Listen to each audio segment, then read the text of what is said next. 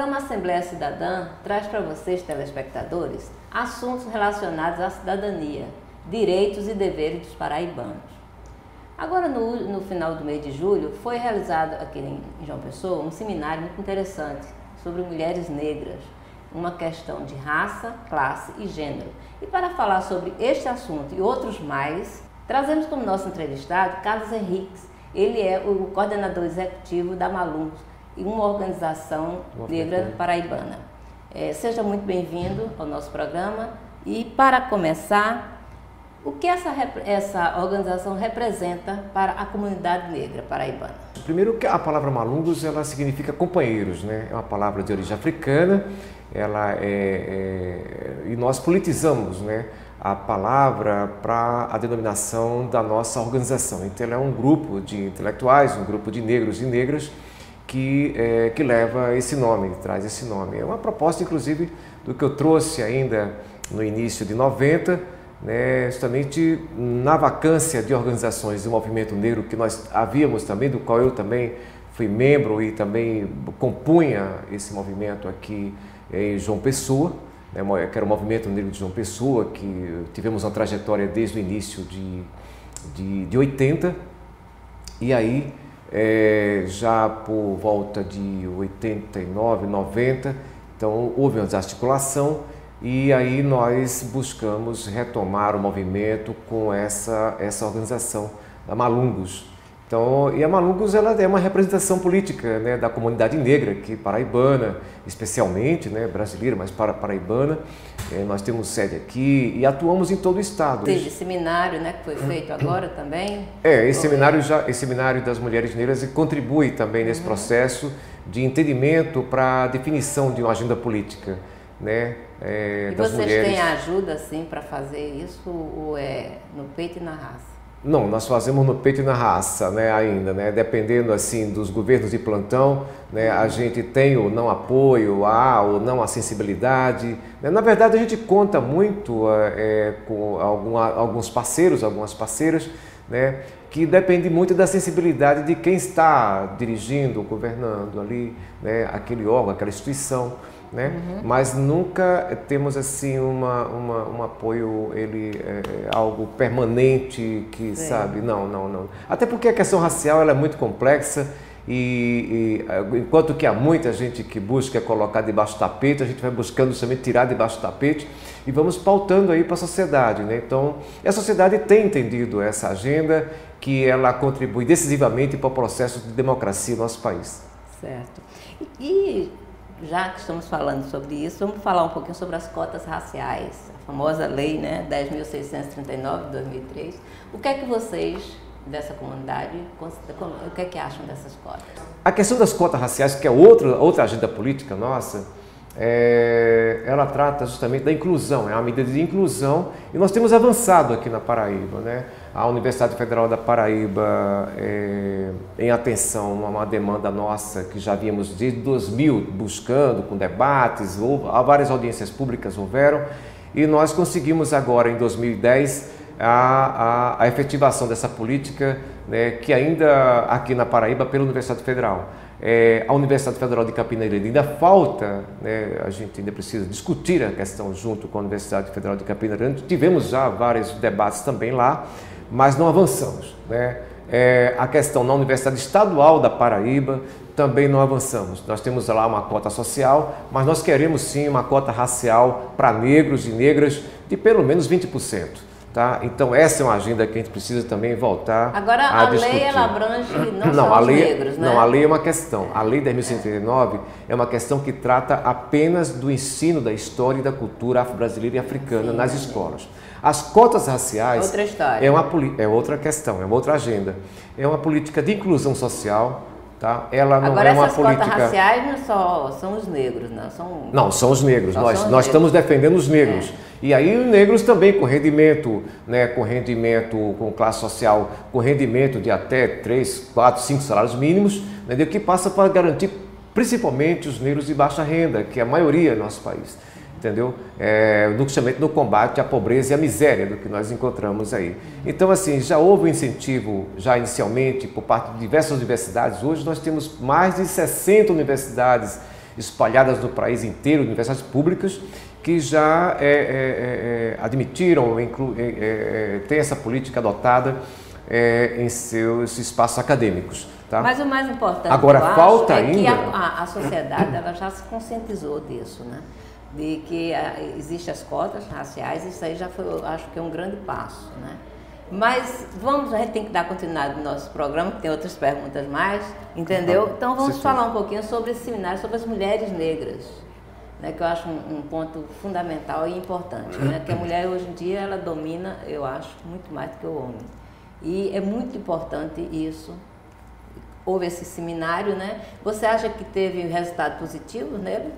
Ah, sim, com certeza. Quando nós trouxemos o debate para a sociedade, fato é que aqui vocês da Assembleia, que a gente de pronto agradece, também já ficaram sensibilizados e já estamos aqui para discutir sobre o tema, né? Oxalá que também outros setores também estão tocados com relação à questão. Então nós, já quando a gente coloca essa questão para a sociedade e há esse feedback, há essa ressonância, né? Essa resposta.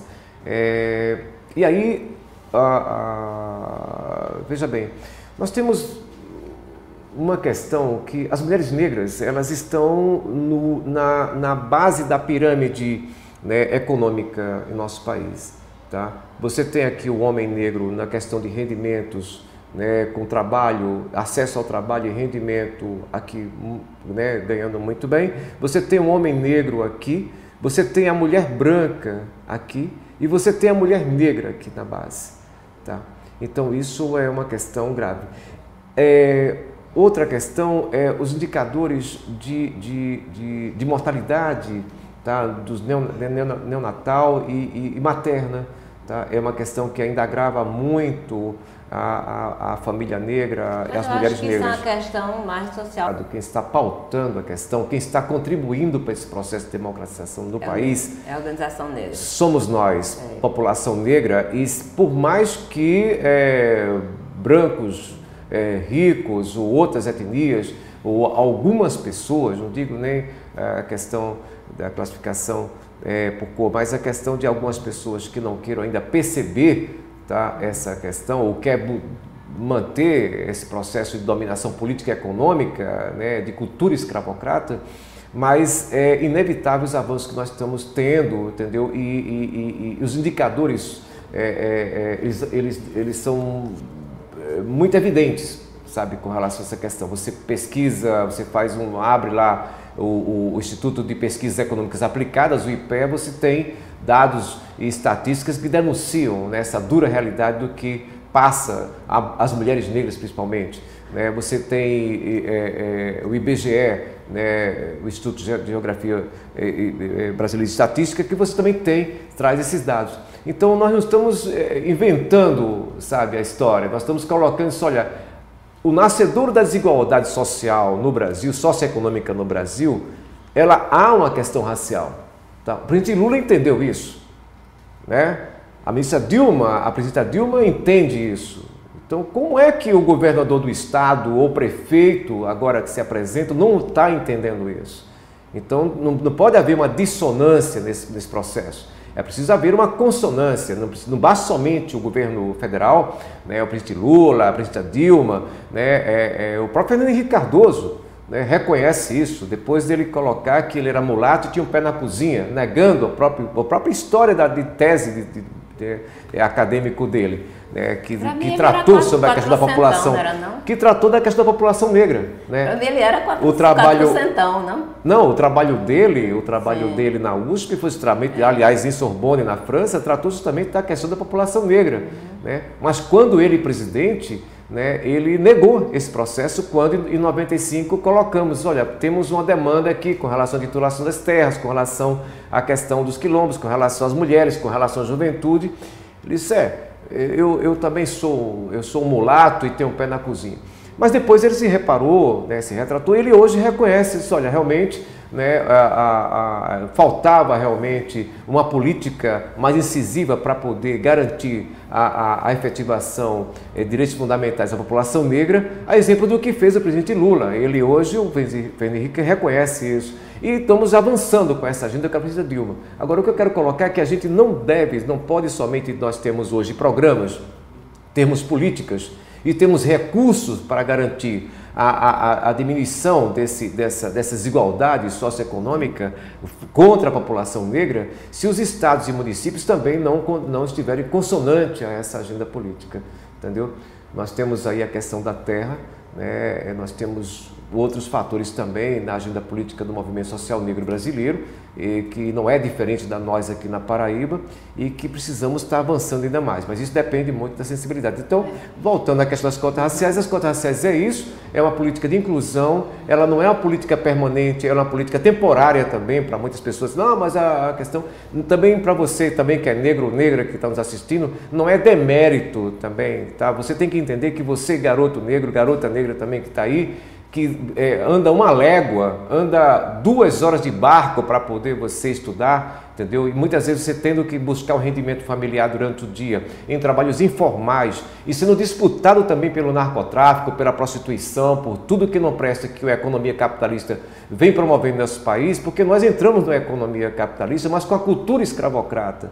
Então você tem que entender que o real inimigo, ele está, é um sistema. Tá? É um sistema e que é preciso a gente avançar, então não é demérito seu não. Quando você colocar das cotas raciais na universidade que tem no seu estado, que tem aqui no nosso estado também, vá lá, porque nós estamos lutando para que haja a inclusão que foi negada à nossa comunidade negra durante muitos anos, né? E sobretudo no advento de uma abolição que ela ficou só no papel de direito, reconhecemos isso, mas de fato não garantiu os direitos, o acesso à terra, à educação, que nós estamos buscando para equacionar e melhorar cada vez mais a democracia em nosso país. Nossa reportagem fez uma entrevista muito interessante com a doutora Cleide Hilda Lima. Ela é uma historiadora e pertencente ao Conselho Nacional de Políticas de Promoção de Igualdade Racial. E vamos então conferir, depois iremos para um pequeno intervalo. Cleide, qual é o assunto que você vai trazer nesse seminário? Hoje nós viemos debater a questão da mulher negra, latino-americana e caribenha, por ser o Dia Internacional, né, dedicado às mulheres negras. E nós vamos debater a questão de raça, gênero e classe, né, com esse recorte racial, porque trata-se de uma discussão em relação às mulheres negras do Brasil, do Caribe, né, e da América Latina. Nós já tivemos avanços como a cartilha da igualdade racial, já tivemos a próprio Ministério, né, das Políticas Públicas. Você acha que aqui falta, mesmo com todos esses avanços? Na realidade, a aprovação do Estatuto da Igualdade Racial, que se tornou um marco legal, né, na luta da população negra do Brasil, de fato ainda ele não foi efetivado, né? Então, o Brasil é um país onde tem as melhores leis, né, segundo os estudos aí, até internacionais, mas entre o que está colocado no papel e a realidade, a aplicação, tem um passo ainda muito longo, né? Isso significa que é preciso mais compromisso dos gestores, dos governos estaduais, dos governos municipais, para que o estatuto, de fato, ele possa ser colocado em prática. Se for, com certeza, pode e vai beneficiar a população negra, em especial as mulheres negras e a juventude negra.